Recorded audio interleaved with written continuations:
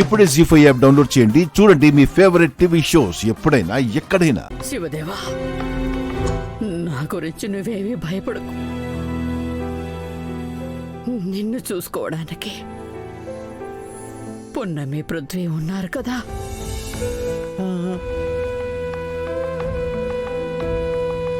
ఒకవేళ నాకేమైనా అయితే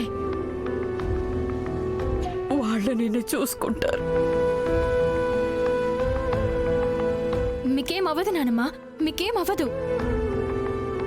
పున్నమి, నా గుండె అలసిపోయిందని నాకు తెలుసు. విశ్రాంతి కోరుకుంటుందని నాకు తెలుసు. నాకు ఏం జరిగినా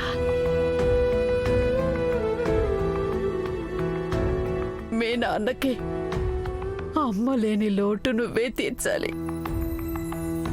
అమ్మా, అయ్యో అలా మాట్లాడద్దమ్మా. నీకేం కాదు, ఏం కాదు.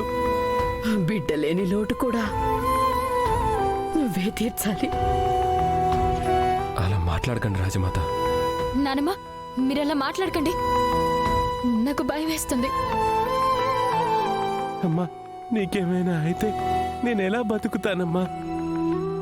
నన్నిలా ఒంటరిగా వదిలేసి నువ్వు వెళ్ళొద్దమ్మా.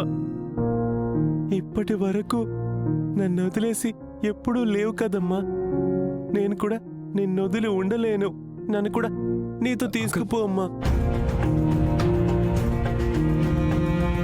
వద్దు నాన్నా, అలా మాట్లాడకూడదు.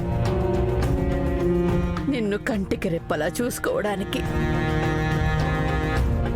పున్నమి పృథ్వీ ఉన్నారు. పున్నమి, శివదేవిని చూసుకుంటానని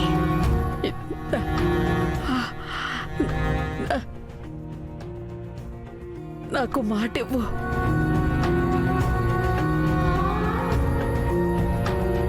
నానమ్మా, నాన్ననే కాదు, మిమ్మల్ని కూడా చూసుకుంటాను. మీకేం కాదు నానమ్మా, అలా మాట్లాడకండి. చాలు పున్నమి, ఈ మాట చాలు. పృథ్వీ,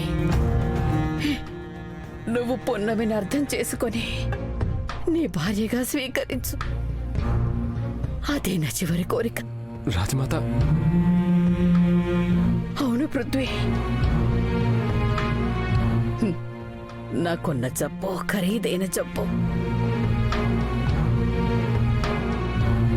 కాబట్టి ఈ కట్టె కాలే రోజు దగ్గరలోనే ఉంది. నాకు అర్థం అవుతోంది. నానమ్మా, ఎంత ఖరీదైనా మిమ్మల్ని కాపాడుకుంటాను. ఇంకొకసారి మీరు అలా మాట్లాడకండి. పేషెంట్కు గాలి తగలడం చాలా అవసరం అండి. మీరందరూ బయటికి వెళ్ళండి. డాక్టర్ గారు వేరే ఆపరేషన్కి వెళ్ళారు.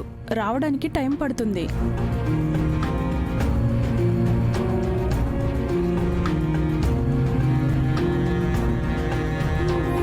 అమ్మా. అంకుల్, పదండి.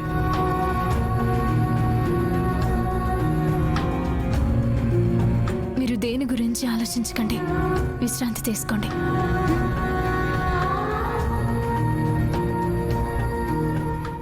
జీ5 యాప్ డౌన్లోడ్ చేసి అన్ని ఎపిసోడ్స్ పూర్తి ఉచితంగా చూడండి.